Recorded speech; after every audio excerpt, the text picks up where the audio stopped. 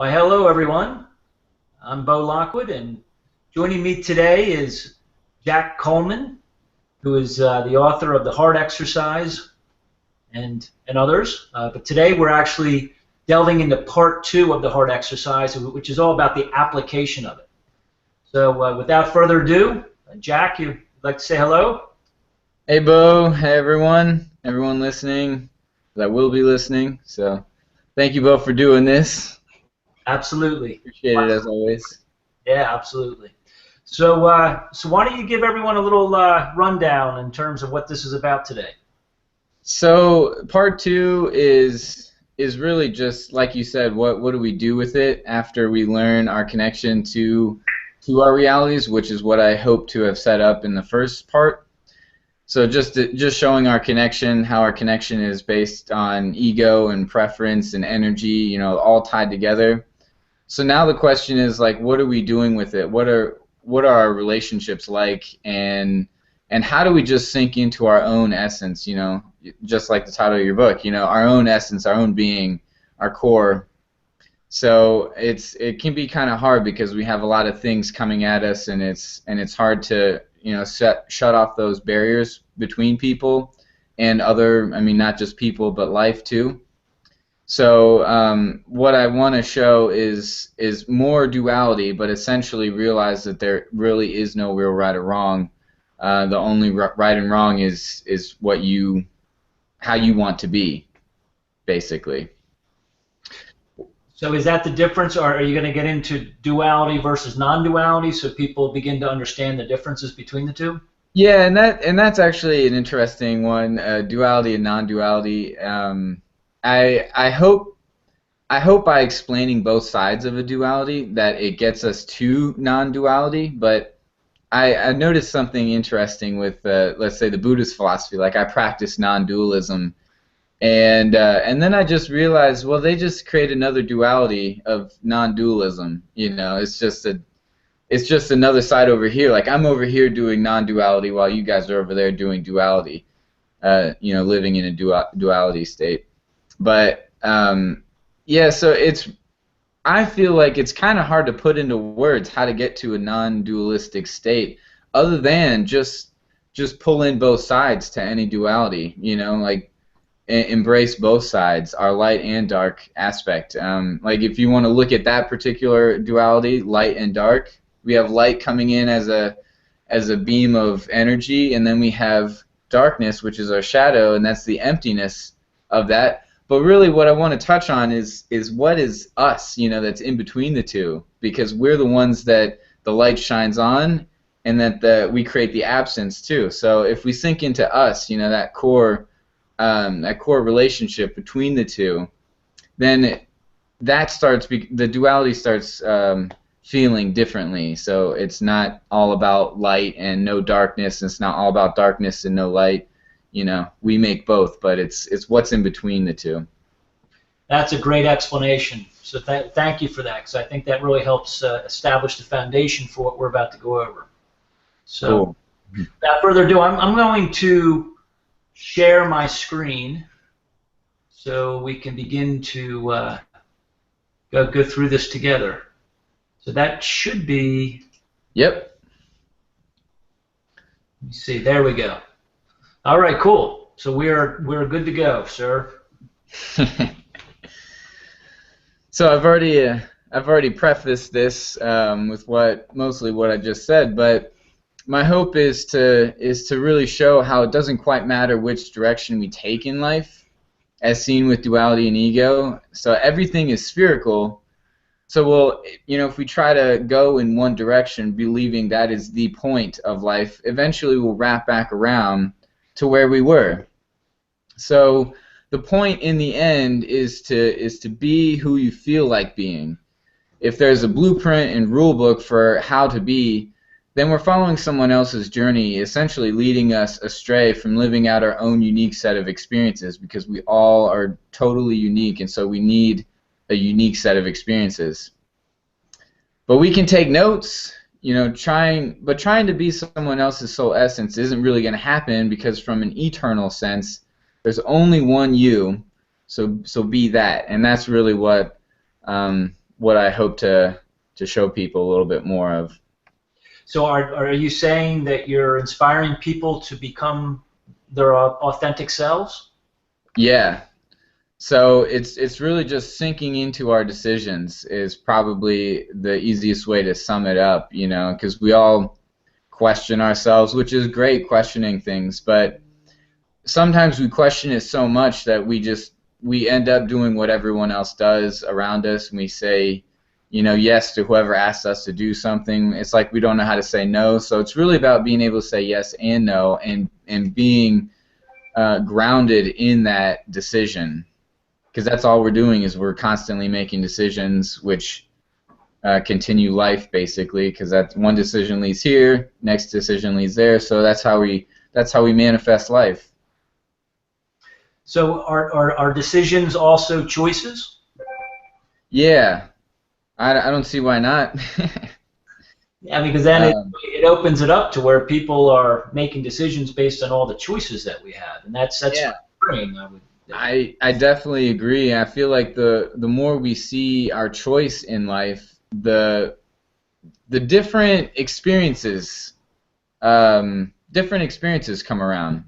I want to say, at least the way that I go about my experiences. So now that I've been not necessarily looking at what's happening to me as blaming other people or just blaming all myself, you know, because there are people who beat themselves up and it's just like everything's my fault. And then there are people who point the finger and say everything is their fault. But really sinking into my decisions, saying that, you know, this is what I need to experience in life, and then I also made an agreement with that person or thing to do what they did, you know, then there's that relationship, and it's all based on agreement, and it's because we wanted to feel a certain energetic exchange. So I play one role and they play the other role, and then we start seeing that co-created reality that we're all in, that we're all participating in. So what's it like? What does it feel like to you energetically when you're establishing that relationship and it's in a harmonious state of being? Smooth. Smooth. Smooth. Yeah, because when I play the blame game, and essentially, the more I blame, the more I release my own responsibility from it, from the experience, like whatever happened. So the more I play the blame game, like it's all your fault and none of my fault, or even 90% your fault and 10% my fault. It just creates such a charge that can be stimulating, like a drug almost. And but balancing it out and realizing it's both of us that made the relationship, that made the experience, and whatever it is that happened. That's it's smooth. It's smooth because it doesn't have such a stretch dynamic to it. You know what I mean? So It almost just is. it almost just is. So that's a smooth when it's in harmony. How about when it's not in harmony, not in balance? What do you feel at that point? A lot of this and that, you know, it's very staggered, very high spikes, very low, you know, depressions. So, yeah, so when things aren't clicking, I get like huge rewards and I don't even know what to do with it. I get really giddy and I'm like, I'm so, you know, I'm so much better than everything. And then when it doesn't happen my way, then it's like, God, what happened? Everyone sucks, you know, and it's very stretched. But when it's smooth like that, there isn't so much of that dynamic going on, I guess you could say. Just because I realize I am really grateful for what happened, like what came in. Let's say it was something positive, something did come in. It comes from a different feeling, or it comes from a different place, and it's not like I'm now a level up type deal. And if that's taken away, then I'm not at a level down type deal. You know, because we tend to look at things as levels, but then that creates a hierarchy in class, and so I talk about that actually in later in this. Awesome. Well, would you like to get started as far as going through the material? Yeah, for sure. Okay, let me switch it back. There we go. So yeah, the first section is stimulation, and I chose this because I wanted to talk about the concept of drugs. And I know it sounds bad and everything, but that's kind of what I like to do, is to show things don't have to only be bad. It just depends on how we look at it. But so for this particular topic, it may seem pretty disconnected to the rest of the topics, but I assure you it plays a role just as anything else. So what is stimulation? It's essentially energy. So something in life is stimulating to us because we felt its energy. Another word for it could be a drug, and that's why I want to get comfortable with this, seeing a drug as energy. So as mentioned, energy ranges from all sorts of forms and dimensions. So we can't play the blame game, calling one thing a drug while another thing isn't. So it all depends on the perspective of the person viewing that relationship at hand, and that's important because that's how we define what is a drug and what isn't a drug. It's what is our level of attachment and detachment from it. And wrapping it back around to the beginning, one isn't quite better than the other. It's just how are we going about that relationship. So in the next slide, I chose this picture to show all the different emotions that drugs can make us feel. So drugs are essentially consciousness. They have intent, ego, and energy. They're a collective consciousness that have a particular egoic culture embedded in their in their genes. But how do you suppose they got there? Just like any human genes, the people of that collective made it based on how they view life. So just like us, our genes are malleable, rewritable. It's not a write-only program. It's a read and write. I mean, a read-only program. It's a read and write program. So we can change our genes, and that's based on each decision that we make in life. So it's the same thing with drugs. So there's a collective consciousness and energy about each kind of drug as a whole. And so there are many different kinds of drugs spanning many aspects of life. But just picture what each drug does. So we use them in all different forms to solve an issue and insecurity that we have with an aspect in life. So they push our egos in one direction to further extremes in order for us to understand what we're looking for. And the way we use drugs today makes things easier for us. So food gives us motivation, caffeine gives us focus, alcohol gives us emotion, cocaine gives us confidence, hallucinogens gives us insight, selfies give us recognition. So we're basically just trying to reconnect with that aspect and using drugs as a counterweight to do that. But it isn't a bad thing, so like I said. So they can be counterweights to our current dualities by filling in the void we feel like there is in life. Someone who professionally works a lot but wants to feel some emotional release might gravitate toward alcohol because alcohol enhances that ego of emotion. That's why, at least when I drink, I can empathize, I can be happy when someone's happy, sad when someone's sad, and it can happen like that. It's a lot harder in other states simply because alcohol wasn't in my system and it wasn't enhancing that energy for me. And conversely, people who seem to be emotional gravitate toward marijuana. And that's just my own experience, so I'm not trying to say it's like that for everyone, but when I couldn't handle my emotions and I wanted to focus and learn something, marijuana was awesome for that because it really focused me in. I was very intellectual, and I cut off emotions, unlike alcohol, which is the other way. We become very we lack in intellect, I guess, and it's hard to learn things because we're so emotional. So they just stretch our particular energies during that time. But money can be looked at as a drug. It has energetic qualities to it. So just picture what people are willing to do for it. We even make our relationships binding based on the amount of money involved. So it's a counterweight for an imbalance we feel in our relationships. Just like your time isn't quite worth my time, but if you throw some money in there, now what I feel was imbalanced, it's now a little bit more balanced. So we can use it that way, and it can be stimulating too. If the relationship's already imbalanced, yet we got a ton of money on top of that, so it can be stimulating. So even holidays can be a drug. So picture what it's like when it's Christmas Day and Dad gets pulled over for speeding on the highway. What's his, usually everyone else's reaction? Can you believe I got pulled over on Christmas Day? You know, so the cop essentially killed the holiday buzz.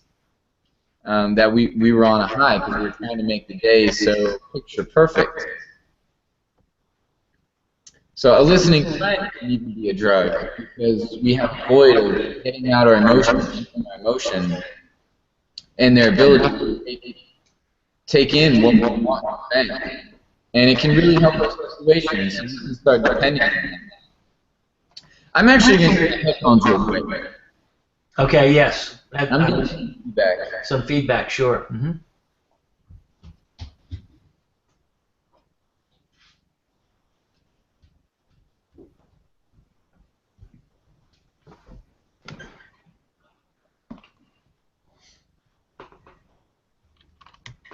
Cool.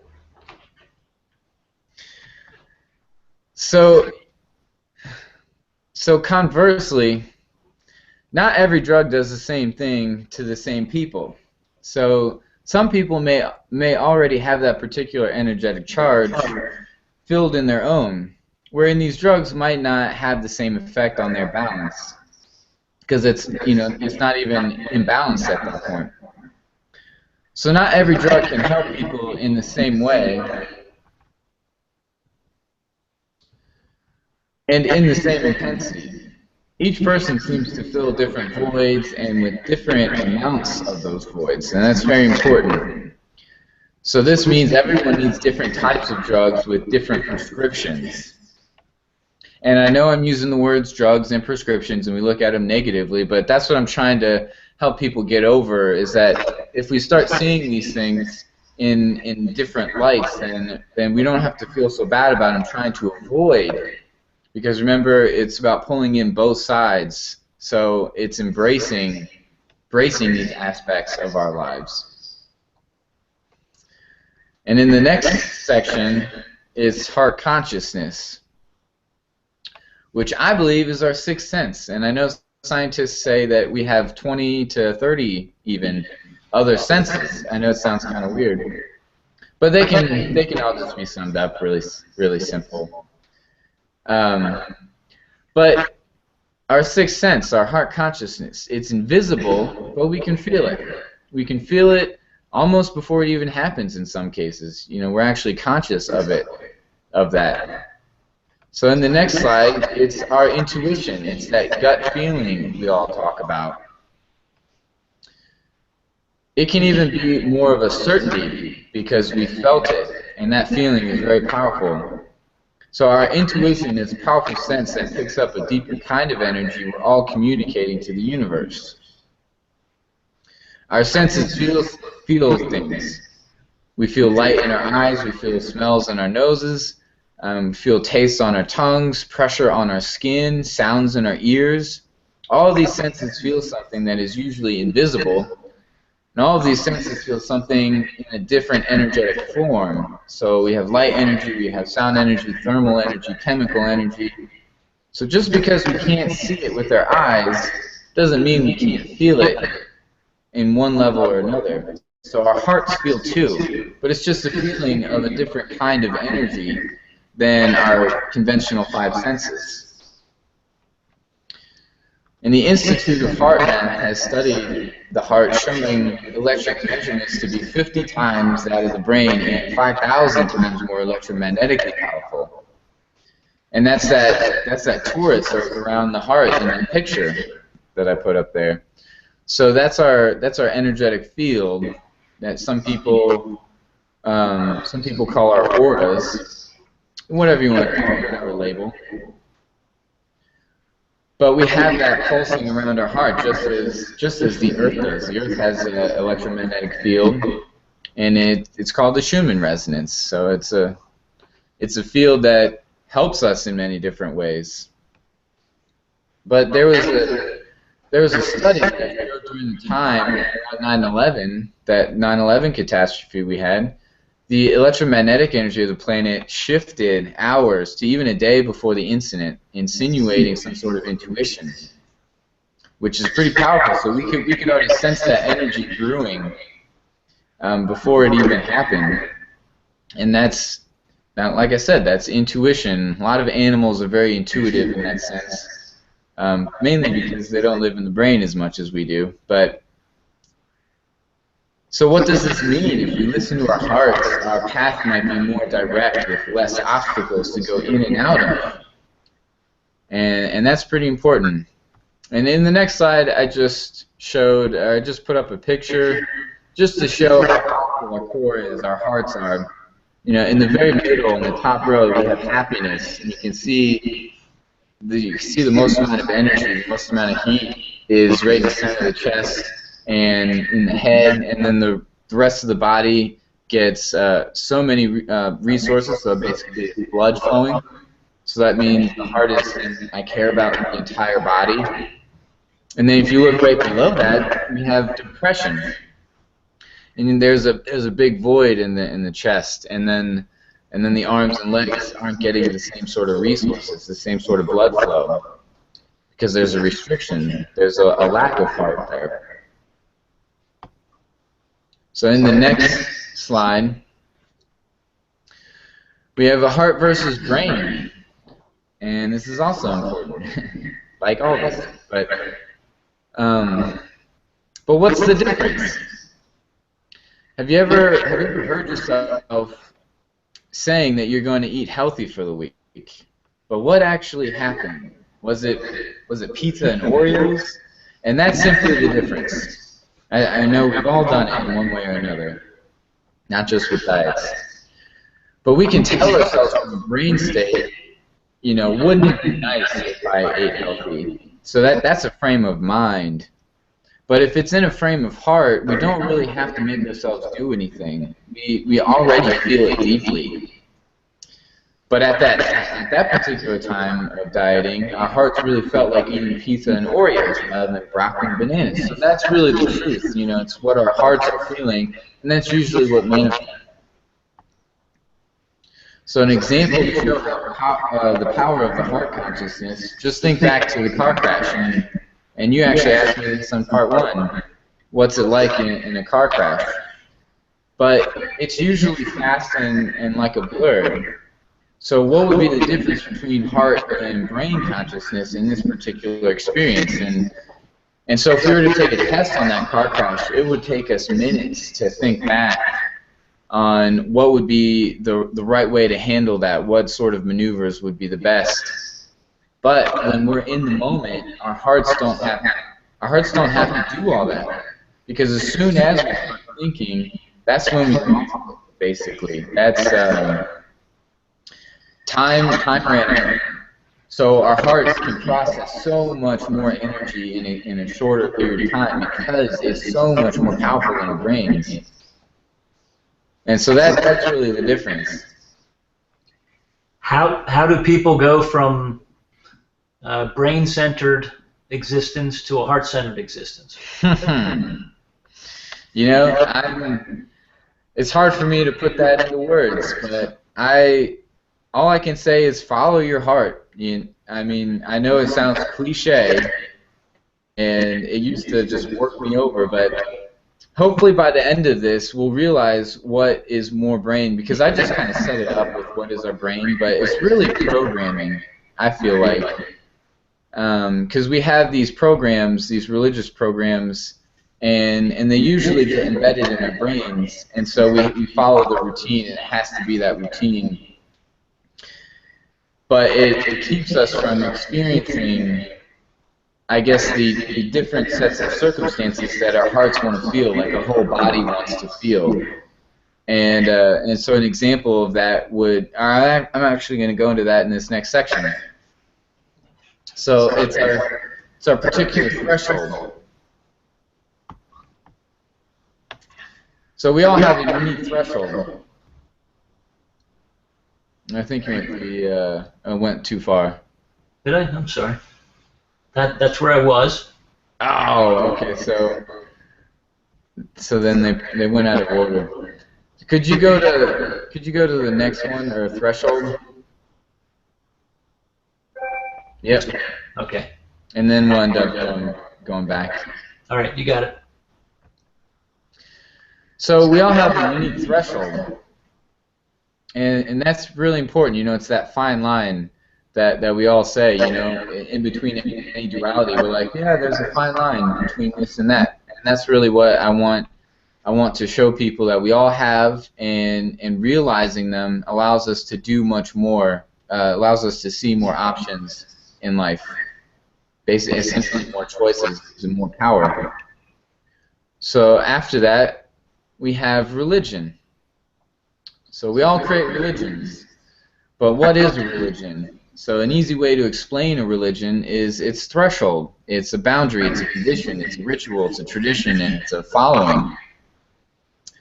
So religious thresholds are created by definition. It creates a standard that everyone has to uphold, but anything below that standard isn't considered part of the club. So an example is giving people a test over a particular topic, and anyone who scores 75% or above is considered smart. So that standard is the 75th percentile. But you know, without all the people below that, they're basing intellect on that test and whatever topic they decided to test over. And there are infinite amount of topics in this universe. So you can start seeing the boundary being created. So essentially, religion is ego. It says you're in my club if you meet these conditions the club has set. If you don't, then you're not a part of my club. And yeah, this example might seem a little weird, but the Dalai Lama said, "My religion is simple. My religion is kindness." So what if someone isn't kind? That's what I wonder. What if someone isn't kind? Does that violate their ability to be part of the club? Even though I do like the idea of religion being kindness, but I'm trying to show what religion is, I guess, without the is it good or bad sense. I'm just trying to look at it objectively. So the thing about these definitions, keeping ordinate members in and subordinate members out, is that we're all connected within this body that is this universe. So there really is no club or religion until we create one, until we bring it into manifestation. So to show what religious structure feels like, just drive on the other side of the road when there are no cars coming, obviously. But just try that out and see what that feels like. You know, question your teacher's material. Say no to your boss. How do you feel in those moments? And there's usually an energy sweeping over our body, and that energy is that cultural program that it feels so bad to violate. And if we wanted to drive on the opposite side of the road, or question our teacher's material, or say no to our boss, you know, there's such a program that favors one side of that, which is drive on the right side of the road, don't question your teacher's material, and always say yes to your boss. You know, we're so used to that it feels so normal, but anything outside of that it would take our needs out, essentially. So let's look at a river separating two pieces of land. All right, that's actually, we're still on the, yep, Sorry. Almost. That's all right. But let's look at a river separating two pieces of land. So people might say, this side is over here, while that side is over there. Well, why is that? And it's because the water was separating it, creating a boundary condition and a division. So the unity lies in removing the water, which would be the definition. And now the thing to realize is that there's just one piece of land that had water on it, which, you know, was that definition. And so it's just a continuous piece of land already. So the same goes with driving on the opposite side of the road. We created an uncrossable boundary without seeing that it's still one road. And I understand there's a very important aspect and energy to religion, which is that there needs to be a way to earn our way into the club instead of it being open to just anyone accepting everyone and at all times, because then the energy of that club that we wanted in the first place, it could get tainted.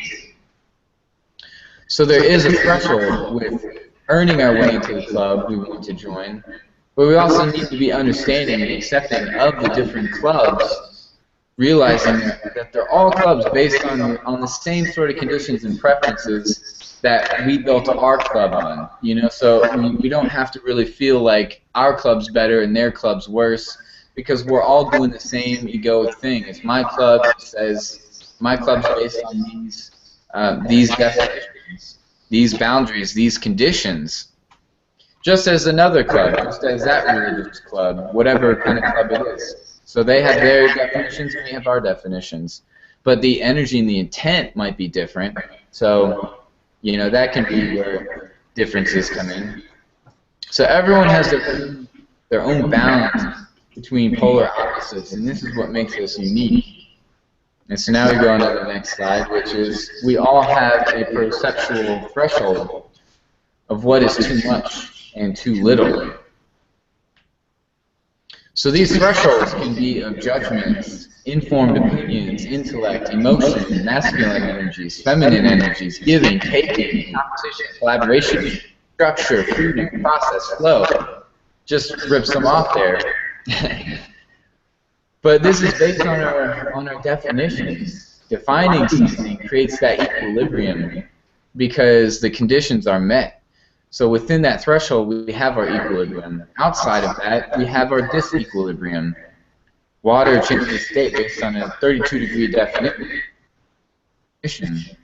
of energy. H2O is either a liquid or a solid. So the deviation above or below that threshold is what water lives by and determines the state of its existence. So another example of personal threshold is doctors' exercise programs. They generalize the human body by saying we need to exercise 30 minutes a day in order to be happy. Meaning no matter who it is, in what circumstance, and in what belief system they live in, 30 minutes will make everyone happy. And this creates a bounded perception that we all need to go toward in order to be happy, you know, especially if we're looking for happiness. But not everyone wants or needs exactly 30 minutes of exercise a day. Some want 4 hours of exercise, while others want 0. And I've done both. So, it's really feeling out each day. So not everyone fits this one single model that we all look at, or one single model, because we all look at exercise in a different way. And another example, just to show, you know, how often we can do this, create these religions and thresholds and discriminations. Another example is someone could define intimacy as being this much of something. You haven't spent 1,000 hours or even $1,000, you know, whatever it is that we want to look at. So let's just say 1,000 hours of the year with someone or something. Then you haven't reached the threshold of what I define as being intimate. But who's to say intimacy can't just be a couple hours out of the year? There are plenty of instances where I created this perceptual threshold of what is and isn't. So it just comes down to my own definition without realizing it's a continuous spectrum. And I'm choosing to look at it through my small sliver, and that's consciousness. So, you know, if we want to start making some connections, we could say consciousness is ego in a way, because we're only conscious of what we can see, and it's usually what our ego prefers. And it's those definitions that we create. So there's that same sort of ego and consciousness in what vegetarians define as being inhumane care of their food. It's unacceptable to eat slaughtered meat, but it's completely fine to eat slaughtered vegetables. So the real threshold lies in what they use as the definition, creating a boundary of what is humane and inhumane. Some people look at the threshold as being the treatment of the food. So eating an animal is acceptable only when treated properly. But let's look at how we prepare meat, with grabbing their necks, slicing it open to let them bleed out, chopping off unwanted parts left for the grinder, boxing them up and shipping them to be sold in stores. Do we not see that same sort of treatment to vegetables? The picker grabs the neck of the plant, chops it off to let it bleed out as the juice. Shaving unwanted parts of the stalk could be the skin of it, boxing them up and shipping them to be sold in stores. It's the same deal. But there's a defining threshold between what is and isn't. So others might look at it like killing animals with greater levels of consciousness isn't the right thing to do, because killing animals with certain lower levels of consciousness can be perfectly fine. But the reality is that both animals and plants have consciousness. It's just in a different state of consciousness. So the definition is what stops us from seeing an animal with consciousness and a vegetable without consciousness. But the absolute is that they all have consciousness. So in these definitions, we need to see our own perceptual definitions and thresholds in life. Stress can be a good thing by building ourselves back up stronger. We can get callous on our hands through stress. We can get thicker bones through stress. We can get stronger muscles through stress. However, we can put too much stress on our bodies where we can't take it anymore and just break down, like our body just snaps. But if we don't put any stress on the body, then we become weaker in the sense of if I don't use it, then I essentially lose it. So there's a balance of too much and too little stress, just to name a few of those. So after seeing that balance, we've gained a greater wisdom about life. And so now you could go back to, I think, back one section, and that would be, I moved them around, I guess, before I sent you this, or after I sent you this. But yeah, the medication. So that leads me to medication, self-medication. And our health and well-being matters, as does others we're in relation to. You know, we all want health in one way or another. So we need to take care of ourselves, or else we'll die starting this process all over again to eventually feel the same way next time around. Yes, reincarnation. But in the next slide, it's about energy and stimulation. So we have to realize what health and illness are. It starts with perception about our environment and what we want to do with it. It's a relationship and being happy or unhappy in it. Illness can start by taking our relationships for granted, by feeling like we deserve what the other provides in the relationship. Because we've gone so long feeling that particular energy from the other, such that now we need it. You know, we have to have it. We have to feel it, or else we won't feel like living on to the next day. So vitamins, for example, might provide us with health we otherwise wouldn't feel without them. Becoming dependent on them, is basically taking them for granted, makes the time away much harder. So we feel more tired because the vitamins did that work for us, and by how much we wanted them to do that work. So notice the symptoms when not engaging in the relationship of vitamins and food. We get tired, we get groggy, we get slow, we get achy, we get less conscious, lack of motivation. So let's look at human emotions now. Remember how a listening friend could be a drug to us, you know, if we wanted to vent ourselves out.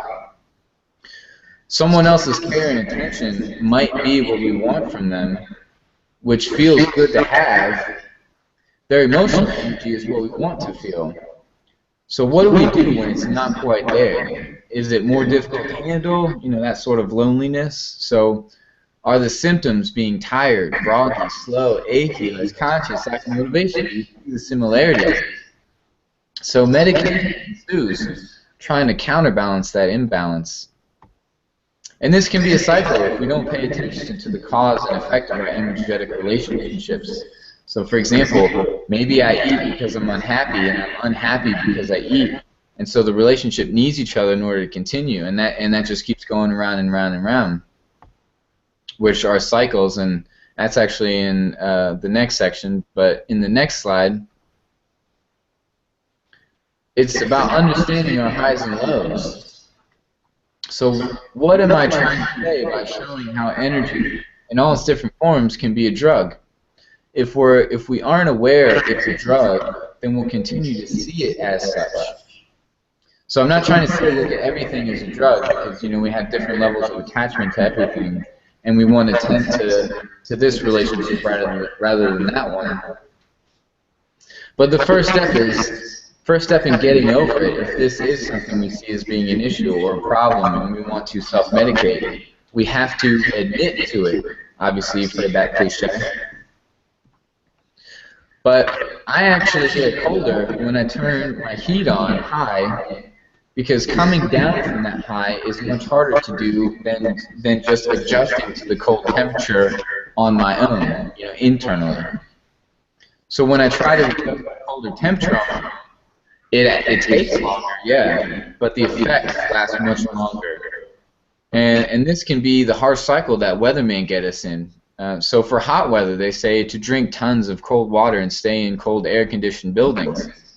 The downside to this is that when we have to go outside, our bodies are in such a heat shock after 5 minutes, and then we sweat much more than we normally would if we just adjusted to the hotter temperature and just went through it. So that's what understanding our highs and lows are. We need to get familiar with the energy being exchanged, so every illness has an energy about it.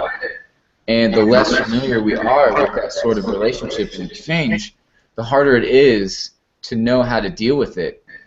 But when we do understand that relationship and what's involved, notice how it doesn't seem to affect us nearly as much, because, as we talked about in part 1 with consciousness, if we expand our consciousness to see that relationship from start to finish, we get when it's coming on, and we get how it's going to end, and we can do much more with that relationship. But most of the time, our common colds, the things that we turn to medication for, they seem to just hit us one morning. We just wake up and we're just floored.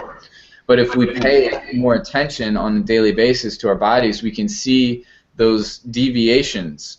And so then if we start deviating in a way, we can start working internally, where the cold doesn't just smack us in the face one morning and then we don't know how to deal with it because it's so far gone. It's just like the Trojan horse, going back to Greek mythology, quote-unquote mythology. So the next slide is about how do we handle this, or how do we self-remedy, essentially. So we have to understand there's a relationship between anything and at any scale. So everything has feelings, no matter the scale. We see that by now. Start seeing more of that. But I have a relationship with my muscles. So we talk to each other, and if I push my muscles too far, they yell at me because I did something to them. And that's important. That's what stress, or tearing a muscle means. I basically pushed it way too far. But how do we talk to something that doesn't speak English, or speaks anything that we see as being a perceivable language? We have to start talking with something we all deal with, and that's our hearts. We all have a core essence and energetic field. So what are we saying to everyone with our feelings? That's the question. Why do you think people scream at the TV when watching their favorite team lose, favorite sports team lose? Why do you think they feel like that would do something in reality? It's probably because it does. We're sending our energy out, which means our energy and our communication isn't just through our mouths, because the TV doesn't quite speak English, but our hearts speak something that can send out energy to their hearts. Yes, they may be cities, countries away, who knows. But that's how we exchange that energy. That's how we talk over longer distances. So I was once playing with my cat, and she grabbed me too hard, pushing my personal boundary. Like, she grabbed me with her claws. And I told her with my heart, don't push it, because you're getting close to my threshold.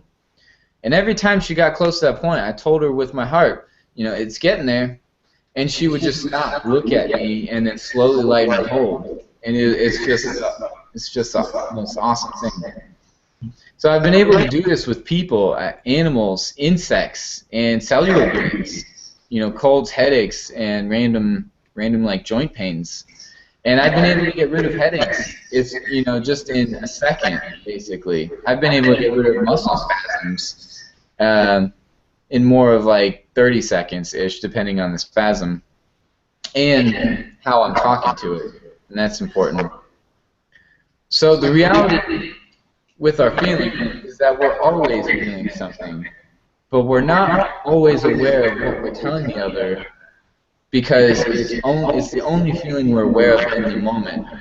So it's like tunnel vision, it's the only route, but we have plenty of other feelings we can call on if we're aware of those feelings. So once we understand how many options we have in our feelings in any single moment, we'll be able to start talking with life through our feelings and our hearts rather than just our mouths, through sound waves. So just as explained with our hearts, with our intuition and our heart consciousness, we're constantly sending out energetic signals of what our intentions are. So in this sense, we're all naked by letting others feel what we feel without necessarily saying it with our mouths. So there's responsibility in how we feel about others, and even more what we tell them. I feel like even more what we tell them. And the reason is, this can cause dissonance between us, creating a disharmonic relationship. So our hearts feel one way about, let's say, the other person, yet our brains will say another. Just like the example I used in dieting. I'm going to tell myself I'm going to eat healthy, yet I'm going to eat unhealthy for my heart. So it's the same thing. When we're not really aligning our hearts with our brains, we're going to feel one way with our hearts, which is much more powerful than our brains, but our brains are going to say something which is a white lie usually. And then that other person feels what we felt from our hearts, heard different words, and then it can cause dissonance and an awkward relationship. And that's, a form of that smoothness that I was talking about. That's why certain relationships don't feel smooth. But when the two are in line, the energy is smooth. We're both playing the same song. So we have to, in this self-communication, we have to feel what went wrong in the relationship. How did one push the other's boundaries? It's hard to realize, or it's hard to really understand our boundaries until we push them, and others too. I don't quite know how my muscles are willing to, or what they're willing to take, until I push them to the point where they speak back. So we just have to feel out every relationship by being conscious and paying attention to what we're doing to the other and with the other, and what the other is doing with us, because it's a constant relationship. So if we're not paying attention to the relationship, we lose sight of the energy between us, and we might be in a deeper hole of pain, if we don't pay attention. So being with the other is what I'm talking about. Instead of avoiding the other through various stimulation, we could go right into the pain and talk with it. So a married couple fighting about an issue doesn't really get resolved when one turns on the television, drown out the noise, and basically direct their attention to something else. Eventually, the issue comes back up, and it wasn't truly resolved in the first place. So the same goes with any relationship on any scale. It's just our choice when we want to talk about it and deal with it. But the next level of health is trust, I feel like. And you said it nicely, Bo. So Bo and Jerry have a one voice poll, and it's all about trust. You know, what do we trust about our environment, our friends, family? And it really gets us wondering, you know, what we do and do not trust. And so, for example, we can kiss our partner all we want and exchange spit and saliva because we trust them, and we may get sick once a year, which was probably how often we got sick before we were doing that.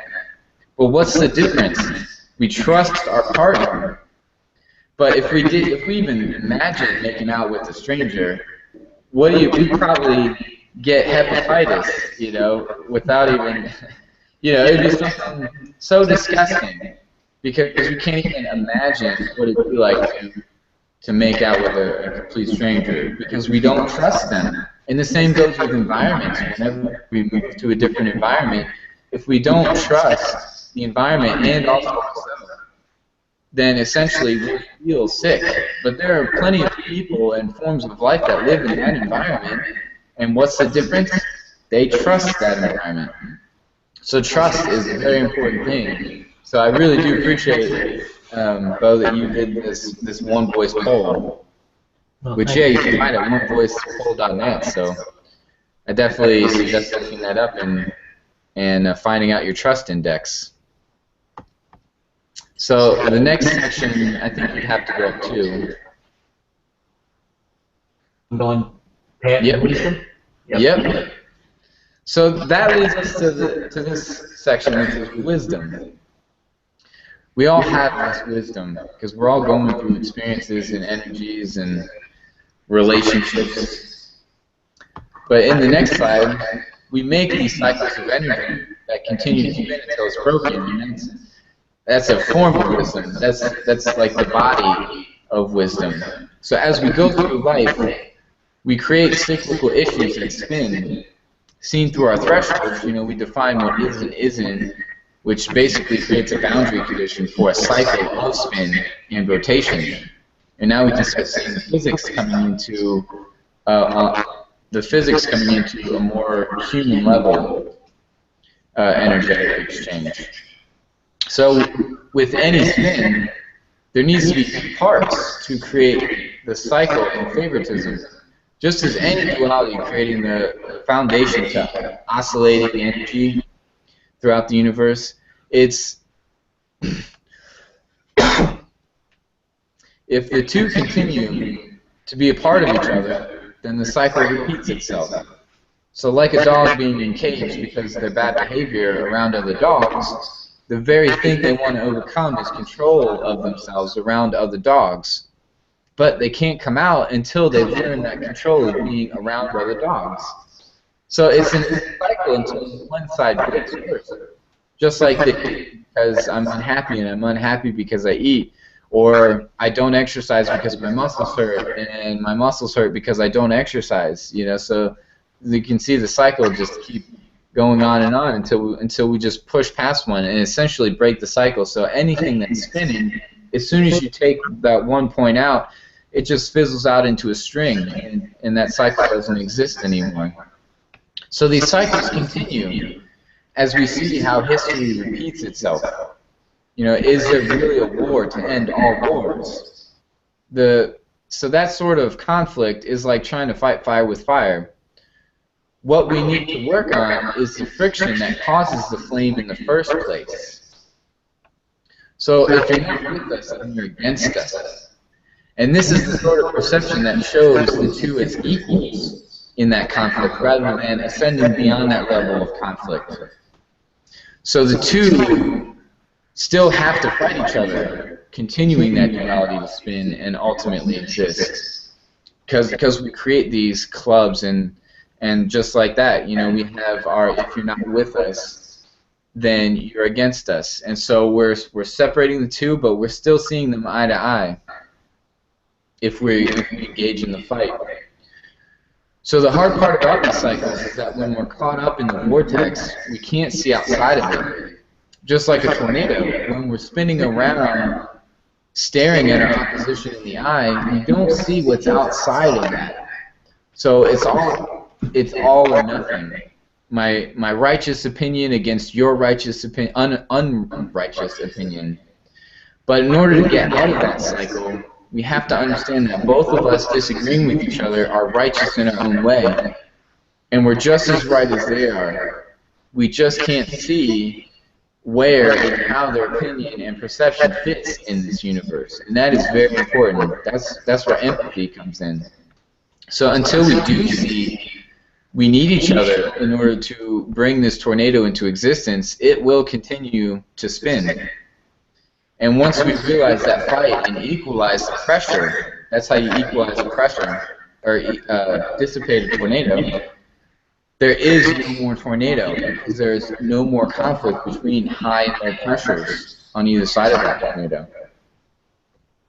But as we go through these cycles of conflict on many different dimensions, we learn the wisdom that comes with that ascension. We learn the level of conflict in whatever duality of ego and energy we experienced. So if we experience something at a particular intensity, then we learn the wisdom at that intensity and essentially that energy, that form of energy. So particular states of division and duality cause different vibrations and ultimately different states of light, as we've seen in part 1 with cymatics. So now tie in preferential ego into creating vibration and spin, and we get a particular energetic state based on our ego. So, for example, I deserve to be able to break the rules by this much, says the criminal trying to take millions of dollars from people that earned it over their lives. Their counterpart feels just as much need to imprison and take the freedom of expression away. So they say, I deserve to be able to keep others from breaking the rules by this much. And that's what the police officer says. So the two need each other and work at that dimensional level of conflict, creating a particular vortex of energy that spins as such until they realize they're equal and they're no better than the other. And then once that happens, there's more respect that happens between the two. So another example of this dimensional wisdom, this form, is looking at products we make, manufacturing. We produce plastic materials in a short period of time made from things that take much longer to organically recycle so that we get what we want as fast as we want it. But our trash isn't so user-friendly outside of our humanly culture. I mean, it's not even that conducive in our own culture, considering we simply make these plastic products but have no real way of recycling it. I mean, it's the selection process is very particular in what can be recycled and what can't. So it gets where other life deal with it, mainly against their will. So as we become wiser, we realize we need to balance out such an imbalanced human and environmental ecosystem. And there are those who see how this can be done by having an energetic system able to provide our energetic needs and wants while being able to recycle that energetic output. So this is zero-point energetic technology, and it allows for a balanced way of life with human and environmental ecosystems. So that's very important in realizing the relationship between both sides. So most of the time, like for plastics and manufacturing, we just look at ourselves on the human aspect, and we just neglect the other aspect, which is the environment that eventually has to deal with our waste. But nothing is ever wasted, at one point or another. Just like our human waste, we eat food and it benefits our human bodies, but it's fertilizer. So it's not really, it's only waste for us.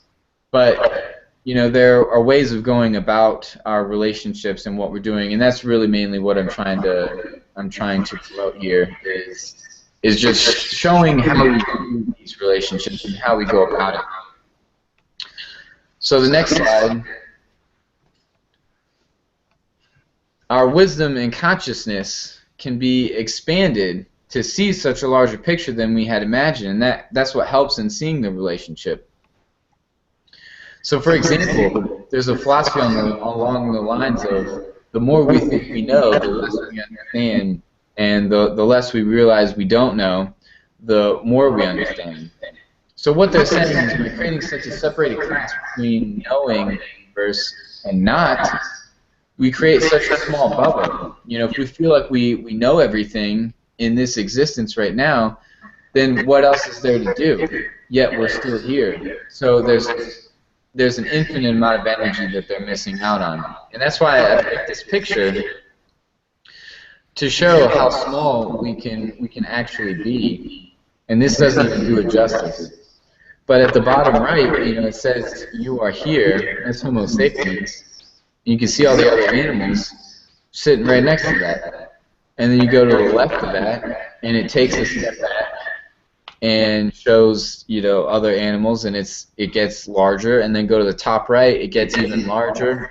And then you see the whole circle, and it just kind of makes us realize, you know, feel into, wow, we're not so, we are righteous, but we also have so many other forms of life to consider as being just as righteous, because they're living here too.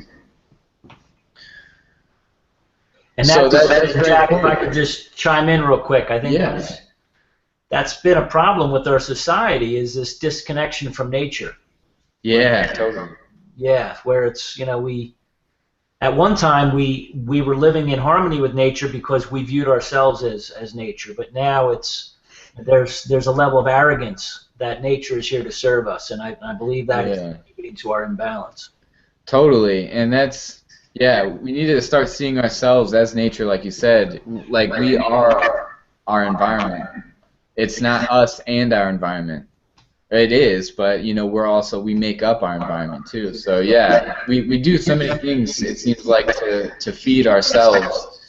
And that's what big city is. You know, we constantly construct things for a human purpose, but we just neglect on all the animals that they had lives too. They had friends and family. They wanted to go experience things, and since we wanted to build all these buildings and do whatever it is that we do over there, you know, it's more about us and not them. And anytime an animal comes in, we have no idea what to do with it other than just kill it, because it's on our property, because we claim that property.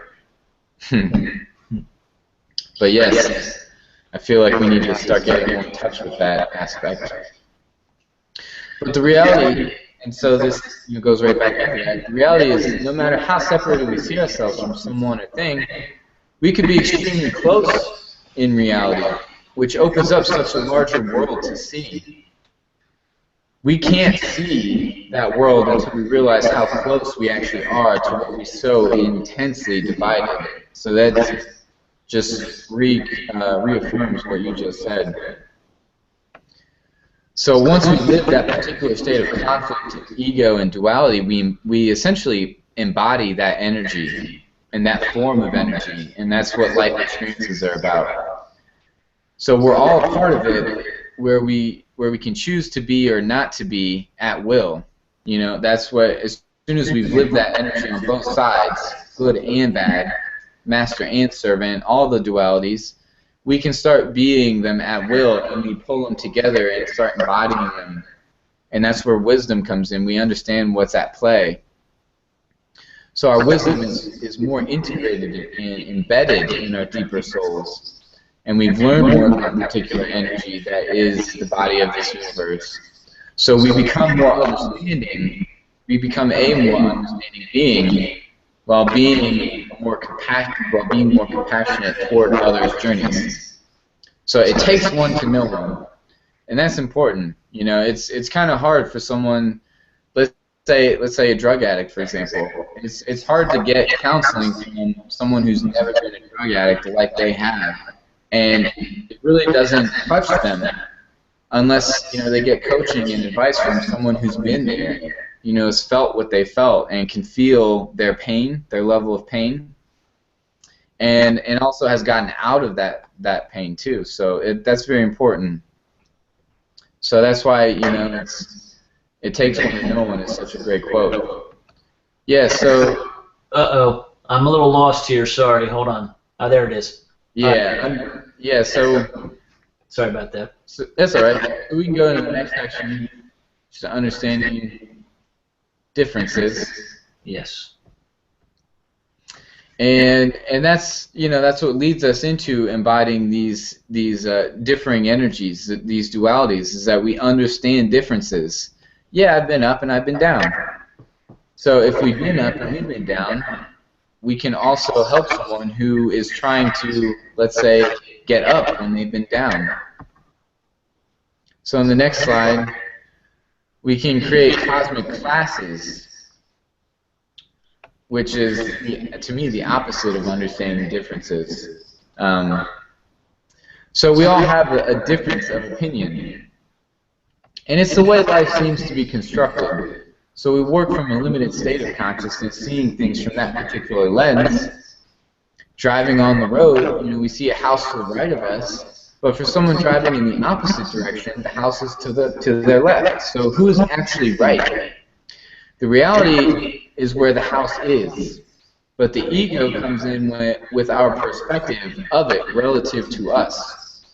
So the picture above, you have 3 different classes, and I'm mainly going to talk about the 2 on the outside. So we have the businessman on the right that's wearing his nice suit. He's looking at the homeless guy without a shirt, and he's saying, "How could you possibly do that with yourself?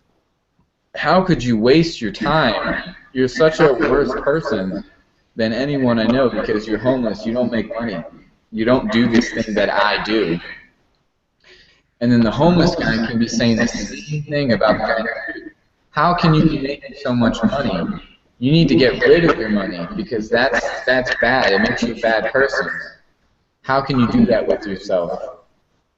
So both sides can have an ego, and who's actually right? So that's why I use that example of which side is the house on, for 2 people driving alongside the road in opposite directions. So after seeing someone behave a certain way, including ourselves, have we ever felt like they just don't get it? But what don't they get? That's the question. Of course, you get, or we get, what they don't. But we also don't get what they do. And that's important, which is why they did what they did in the first place. So we're missing out on their side. So therein lies the difference in the conflict and the duality and the relationship that we're engaging in. So it's our side and their side of the duality. But that feeling of they just don't get it is simply a form of segregation. Cosmic class.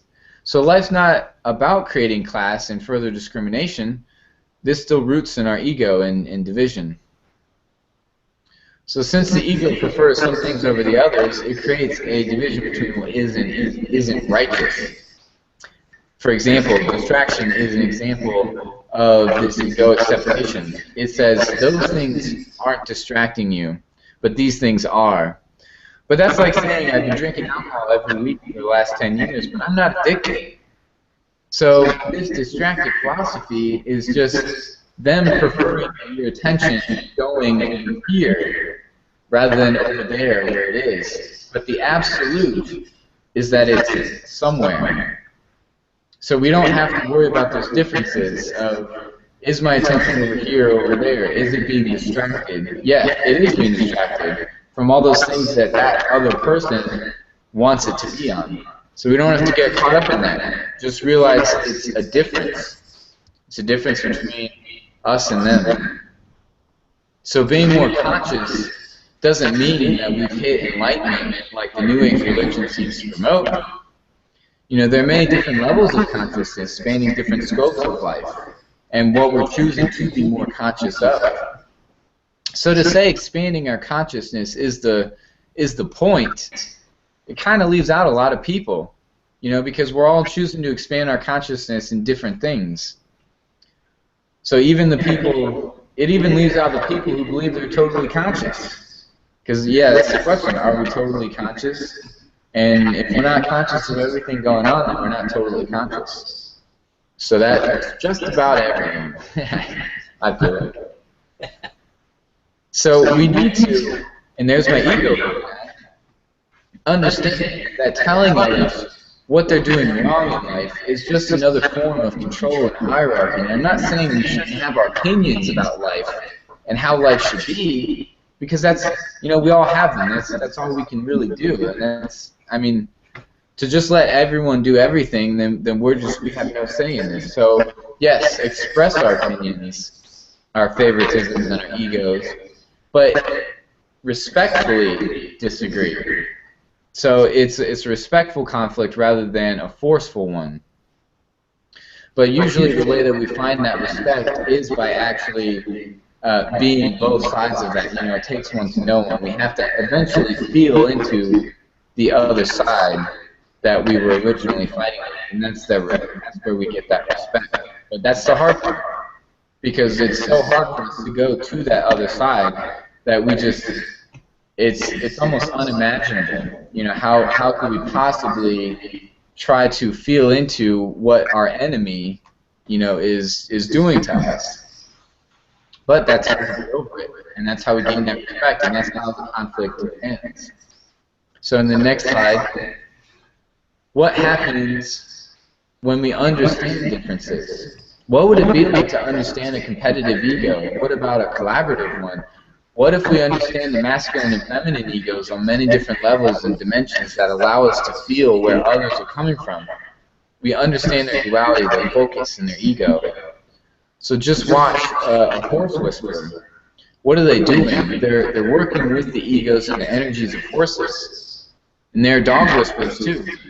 And any other whisperer you could probably imagine. It's someone who can speak that doesn't actually, that's not living in that sort of body. So we can understand and communicate to different egos by using different words that resonate with different egos and energies. And that's just using words. I'm just talking about speaking now. So let's look at a masculine and feminine energy. So when talking with one or the other, we might use different words or phrases. So in each of these examples, I'm talking about the same one thing, but I'm going to use two different words, and it will resonate with either a masculine or feminine energy. So metaphysics and spirituality. Metaphysics would be a more masculine way. You know, a masculine guy would say, "Oh yeah, metaphysics, I like that." And as soon as you say spirituality, it might be a little too fluffy-duffy, you know, whatever, lovey-dovey. And so another example is drive and care. Drive would be more masculine, care would be more feminine. And this is just the way I'm seeing it. So it doesn't, anyone can label this however they want, you know. So if I were looking at this from a masculine role inside me and a feminine role, these are the words that came out from my perspective.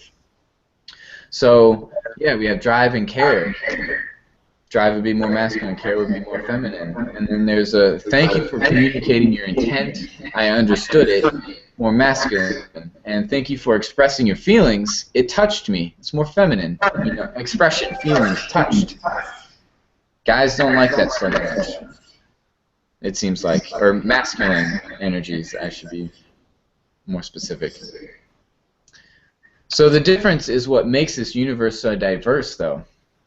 If every atom is the same, like science seems to depict them, then we're all the same kind of atom, just in different combinations, which is exactly what they say. But that's like trying to make a rainbow with only one color. And it just doesn't work that way. So if we were to draw a circle and split it into 4 quadrants, and we put physical, environmental, financial, and personal in those 4 quadrants, showing our favoritisms, you know, one of us might favor more the physical aspect rather than the financial, or maybe the environmental more than the personal. So essentially, that perfect sphere, because of our favoritisms and what we're putting more emphasis on and what we're not putting as much emphasis on, that sphere is going to have a wiggle around the edge. It's not going to be totally spherical. And that's the way I view atoms. I view atoms the same way. They're not totally spherical, because then everything else would be totally spherical. So that's one of the science misconception, scientific misconception when they draw everything and explain it in perfect spheres. But that's what creates such a unique universe. Everything is completely unique, and so that means everything has to have a completely different energetic makeup, a different egoic preference about them, and for all the things in their lives. So this imbalance is what causes movement, as seen in differentials and equally uniqueness. So if we were to draw a universal expansion, in order for galaxies to be traveling away from each other, the force pulling them has to be less than that pushing them away. And if they travel toward each other, the force pulling them together has to be greater than that pushing them away. So this is attachment and detachment, which causes movement in life. So those two things being balanced means there's no movement, and there's essentially nothing, no heartbeat. It's flatline. So that just shows how prevalent differences are in our realities. So if we want to really start gaining to understand balance, essentially we have to understand the imbalance. So we want to experience all different types of egos and energies of the universe. So we push and live this body of a universe to feel it at those energies and levels. So we stretch and contract the fabric of space to see what it can be, causing our participation in the manifestation of life, and with everyone else trying to do the same thing, and on many different levels. So this goes into the next section, which is each of our gods. And I specifically, purposely, made it each of our gods, because there is one God, but that's such a controversial thing. And what I want to touch on, make note of in the next slide, is that God is what we put our hearts into. It's real simple. So just to think back to the last time when we did something we put our hearts into, what was it like? What was reality like? So let's look at sports as being God. What do people say when talking about their particular sport or practice? We have to live with the ups and downs. We can't always get what we want, but we can sure try. No shot is ever the same as any other. There's no such thing as time. We feel one with the ball. We're present and in the moment. Confidence and self-knowing is where success is. It takes everyone to make every single moment happen, and everyone has a different game style, which is what makes this sport so unique. And so, you know, we have those qualities about that particular sport that they're talking about. The hard part about these godly perceptions is that we tend to focus so much on this one part of life that gets hard to see the same sort of qualities in other aspects of life. When someone says the same thing about another practice, another sport, another art form. So when someone believes music is the key to life, they make that the only key to life. Yes, it can join enemy, express our deep emotions without words, bring out our unique individuality, and resonate with the culture that is music. But other people say the same thing about a different aspect of life, like science, archery, deep-sea diving, skateboarding, sports, computer programming, painting, politics, and anything else. You know, that's why we all do what we do, and it's so different. But this is how we develop finite bubbles and create our reality. As shown in part 1, our ego is what brings matter into existence. And without our egoic favoritism and limited conscious state, we wouldn't have anything finite to experience. And this is just with sports. You know, this realization is just with sports. These qualities can be seen in anything. Wherever we put our hearts into, sports, music, cleaning, church. Yeah, church. So there are people that feel like that's the only place to find God. But it's mainly because they're putting their hearts into church.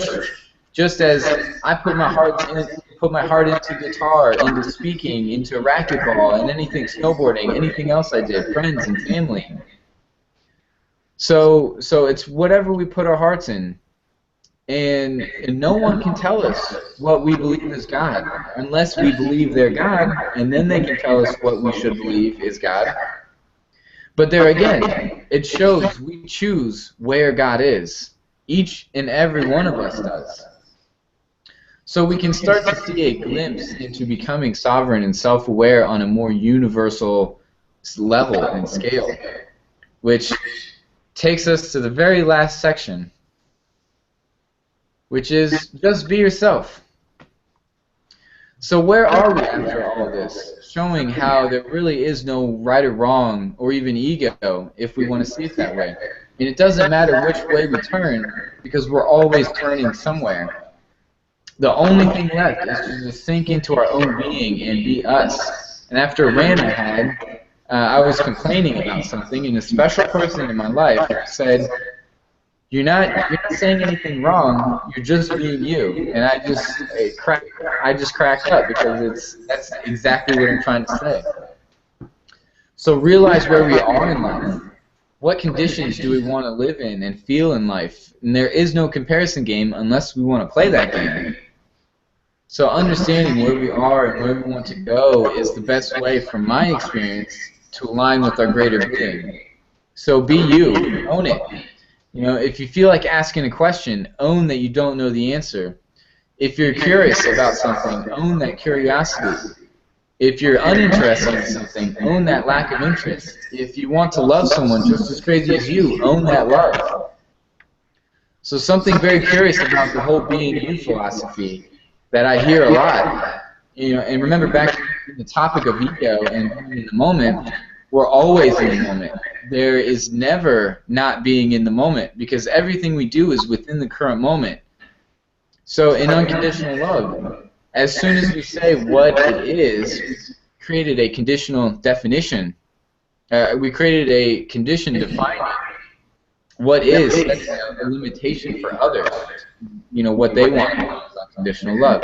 So just like unconditional love, no one else can define what being you really is. It's up to you to create that place. In everything you do, you're never not being you. Even trying to emulate someone else is still just being you, since it's what you felt like doing. The whole concept of this is and isn't you simply keeps you spinning around trying to find where you are. The ultimate realization and enlightenment with this is to realize you were you all along. So take responsibility in life that we have, are, and will be creating. Give responsibility in the life others have, are, and will be creating. So it's here for a reason. The purpose to every single experience we've been through, there's a purpose. So take a look around.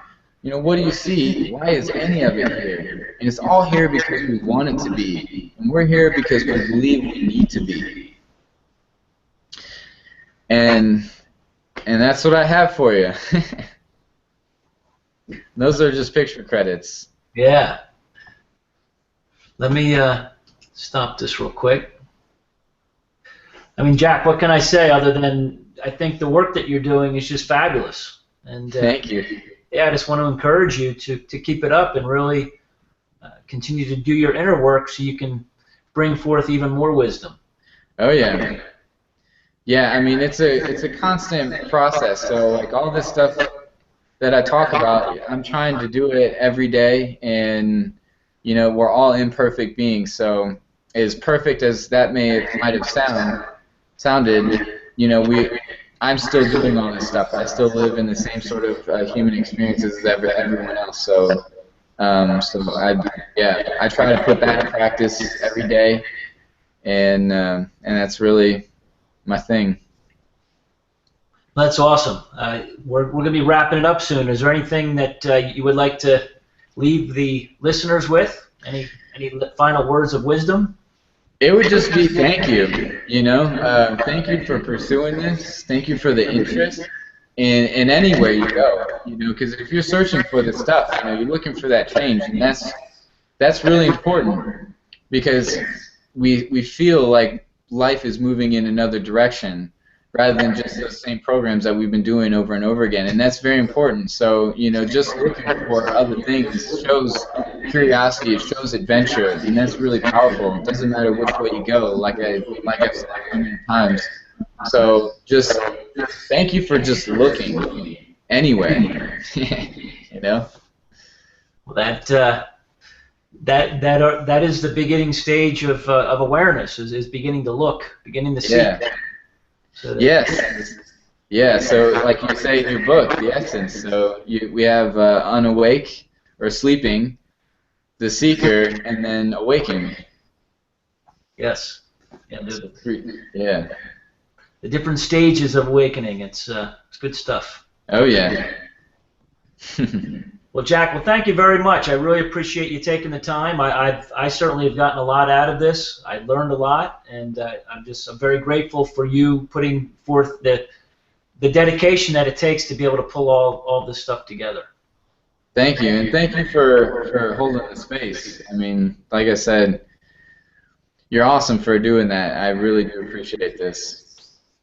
Yeah, well, you're very welcome, and I look forward to continuing our journey together. Awesome, me too. All right, man. You take care. Thank you, you too. Thanks. Bye-bye. Bye.